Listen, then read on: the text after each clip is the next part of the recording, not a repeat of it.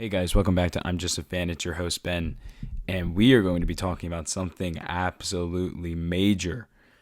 The Lakers have just traded for Luka Doncic. They traded AD and more. Let's get into it. This has got to be one of the biggest trades that I can remember in years of the NBA. I don't think anything in my lifetime so far has matched this.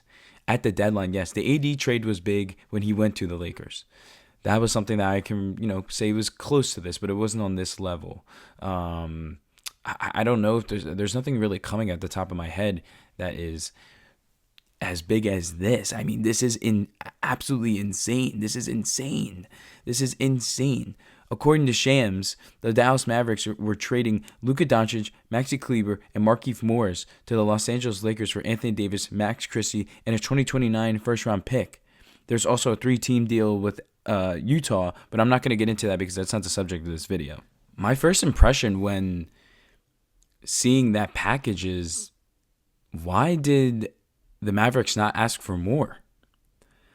Look, Anthony Davis is a good player.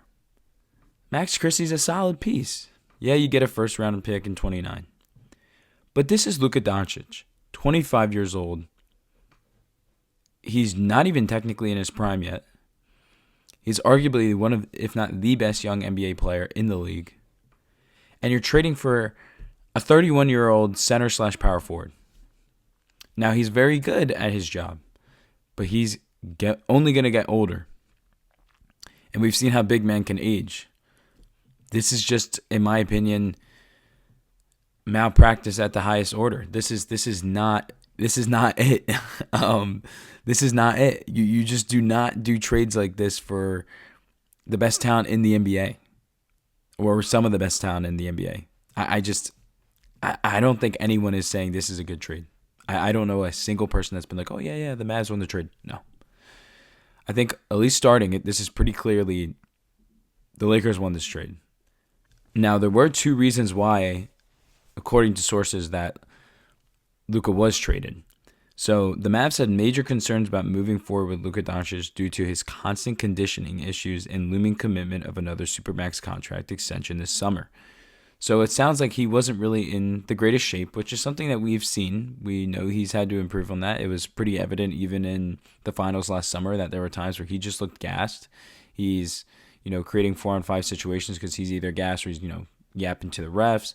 That's one other thing. But this has been very apparent. Now, he's been injured this year, so he hasn't been playing a ton.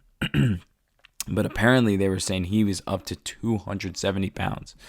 Apparently he usually plays at around 230. So I can understand the concern from the Mavs front office, especially if they are trying to get him in shape and he's not really being very receptive to it, almost similar to his Zion situation.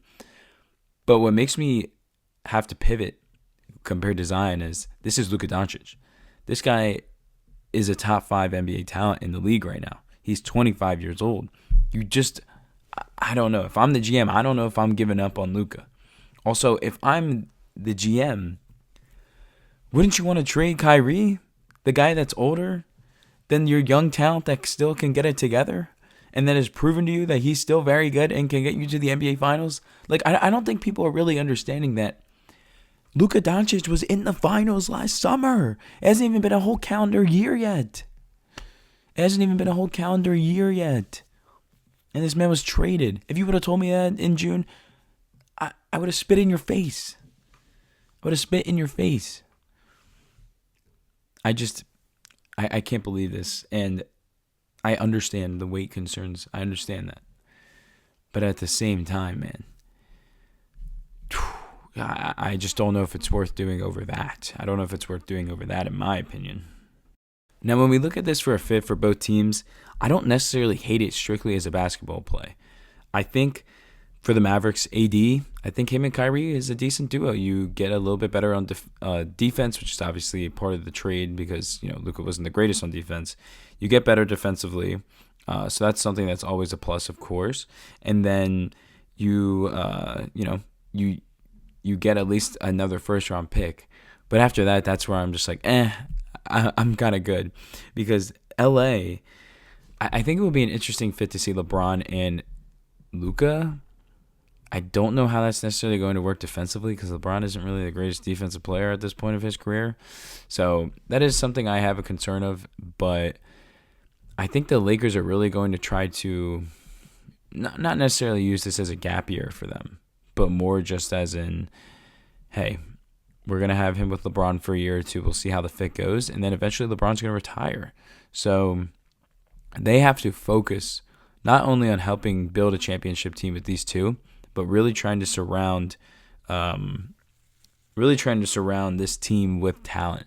Because Luka is not going anywhere. He's 25. I'm pretty sure he's going to sign the max contract. You wouldn't do this trade if he wasn't.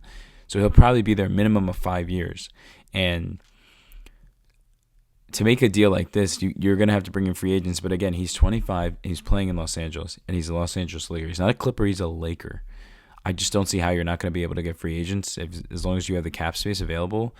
And it's just going to be wild to see how this move ages in 3, 5, 10 years. This is just going to be insane. Let me know what your thoughts are down below on this trade. I wanted to just make a quick video. I'm glad I waited because I wanted to get all the details of the story. But this is just insane. I don't think we've ever seen anything like this, not at least in a very long time. This is insane. I can't wait for the experts to really break this down. Even more details to come out. How did Luka feel? How did LeBron feel? How did AD feel? Because apparently LeBron and AD did not know this was occurring. Neither did Luka. So just a lot of stuff that we have to talk about. But, oh, man, this is going to be quite the story to watch for the rest of the season. If you enjoyed this video, feel free to give it a like. If you have any thoughts on the trade, leave them down below. If you like this type of content, subscribe. And I'll see you guys on the next one. Peace, guys.